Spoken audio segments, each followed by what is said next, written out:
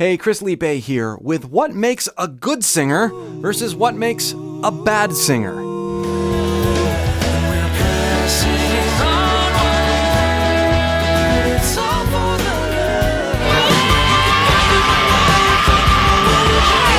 These comparisons are going to absolutely flummox you because a lot of the things that you think make a good singer actually make a bad singer. And a lot of the things that you might think bad singers do all the time, actually really good singers do them all the time. So this is going to be eye-opening for many of you. We're going to be looking at what a good singer does in light of what I like to call the 3 C's of great singing. So stick around. I'm going to unpack these things, share examples, and let's all become good singers and shy away from habits and things that bad singers do. If you dig this kind of approach, this introspective mindfulness way of digging into your voice, you will love my course, Discover Your Voice. It is the way to get started in thinking about your voice in these ways. Click the link below and request an invitation to my course. And when slots open up, you'll get that invitation. Be sure to like and subscribe to the channel if you haven't already. Turn those notifications on and leave comments and push the like button so that these videos continue to get pushed out to more and more people. All right, bad singer, good singer. We are going to start with something that bad singers do, and then I will juxtapose that with something that good singers do to level it out and help us to think about things differently. Okay. Bad singers focus a lot on pitch. Yep. Good singers don't focus a lot on pitch. Bad singers do. Instead, good singers focus on being conversational. That's our first C, conversational. Now, how could it possibly be that bad singers focus on pitch and good singers don't really focus on pitch? It's not that good singers don't focus on pitch at all. It's that it's secondary to the conversational delivery of their vocals. When you're listening to me talk, or if you listen to yourself talk, or you have a conversation with someone in a coffee shop or whatever, do they focus on where they're speaking in their range? No. They let their voice do what it does as a result of the expression. So if I even say that word, those phrases again, as a result of the expression. Result went up a little bit, expression went down a little bit. Expression was a little bit more guttural. As a result, as a result of the expression. The point is I'm not pinpointing exactly what I want to do. I'm letting the expression and the context. And this context in terms of singing can be what the music is doing, what the dynamics of the music is doing, what the melody wants to do, what it feels like it wants to do. Most melodies are written based on inspiration from something, not I've got to hit these pitches. The pitches work themselves out. I know this might sound a bit out there, but it's really true. The pitches work themselves out when you pursue conversation, when you pursue expressive conversation through your voice. Let me give you an example. I'm going to use the phrase, I went to the dump. Now, if I'm going to say that phrase, I could say it in a lot of different ways. Am I excited about going to the dump? Probably not. Well, maybe I am. Depends on why I'm going. But in this case, I'm not really that excited. I'm actually kind of angry that I went to the dump. I went to the dump. I went to the dump. Now, you are understanding a bit about how I feel about going to the dump based on the way I said it. And part of the way I said it was the pitch that was happening with what I said. But you didn't notice that the pitch was good or bad or up or down. You just noticed that that was the expression. If we focus on that, and there are lots of singers that will corroborate this idea. If you listen to early Whitney Houston albums, the pitch is not that great, but the expression is incredible, therefore the pitch is heard as fine. If you listen to singers like Bob Dylan or Tom Waits or even guys like Robert Plant, the pitch is fine, but they're not pursuing pitch. They're just freely emoting and freely have this conversational thing going. Yeah, they're going all over the place in terms of pitch and notes, but the goal is communication. Don't focus on pitch. Don't focus on hitting certain notes. Focus on being conversational first and try letting the pitch happen. Mick Jagger, that's the guy I was thinking of before I did the camera split and punched this in. He's another example of this. His pitch isn't great. His expression, his conversational approach is absolutely there. Now, you should say, well, I want to have really great pitch. It's okay. You will. Focus on conversation. Let the pitch come. It will be more natural. Okay.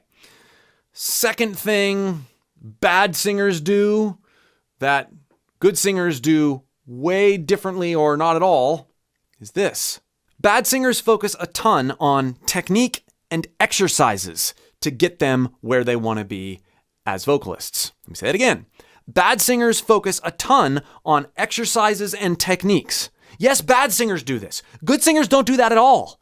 Every good singer I've worked with, every good singer I've gotten to know, they have not gotten there by using vocal exercises. They have not gotten there by studying certain techniques a ton. They've gotten there by being creative. Good singers are creative first, and they let their creativity drive the sensations in their voices. And as the result of being creative, they develop technique. Yes, they'll hone in on certain things from time to time, but it's always in a creative context. It's never in a rote exercise context. This was really seen when I worked with the lead singer of Periphery, Spencer Sotelo. I had him in the studio and we did lots of filming. We've even done a course together. And this guy he's technically brilliant, an amazing range, can scream, can sing softly, can do anything. Never done an exercise in his life. Not once. It's always driven by doing and being creative. And then when you are having trouble doing something that you're hearing in your head, then you pursue a particular technique and you work on that. But again, in the context of what you're creating, not in something, oh, do this, and this, and sing this scale, and this scale, and this scale, and then you'll get that note, or you'll learn how to scream, or you'll learn it. It's just not the way it's done. I realize that by me even saying this, that, well, then what good are courses? Well, courses that teach you how to emote, how to create, and how to learn in the midst of being introspective and creative. Those are the courses that you want to engage in. Bad singers spend time on exercises and honing in on technique for technique's sake. They might say stuff like this.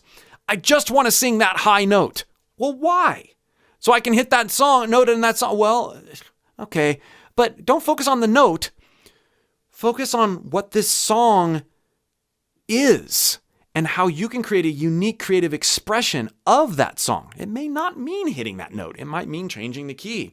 It might mean coming up with like John Mayer doing Free Fallin', not anything like Tom Petty did, but it's amazing. John Mayer can't sing as high as Tom Petty naturally. That's okay. He made it his own, and it's, in my opinion, a way better version. Don't focus on technique for technique's sake. Don't do a bunch of exercises. Create, make, write, record, react.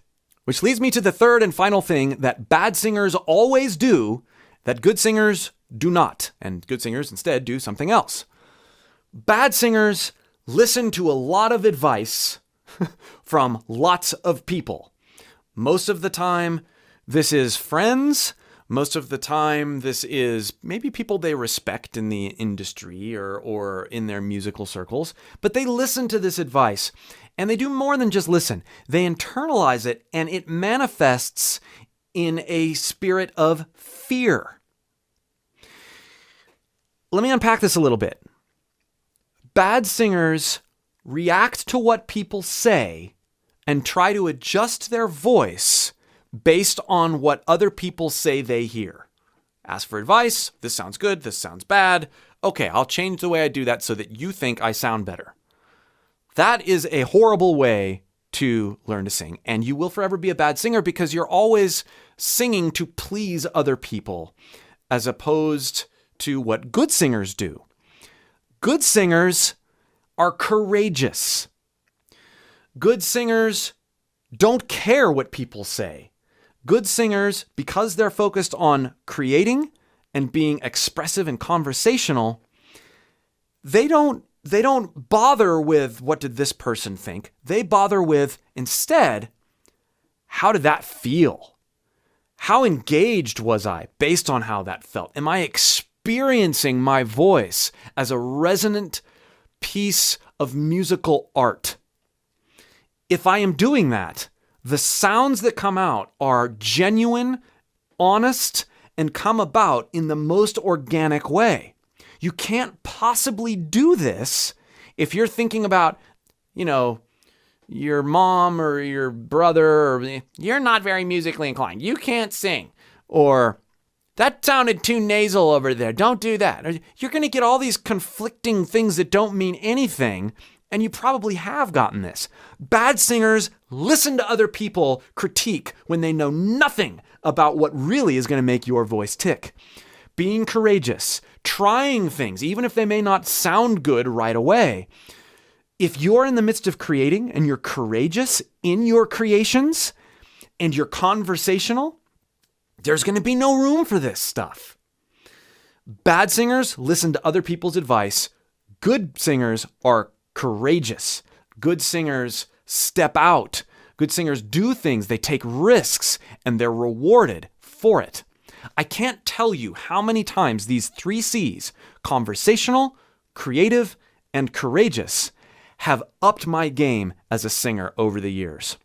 As I go through this sort of mentality, well, am I being courageous or am I being fearful and groveling at the feet of people who I want approval from?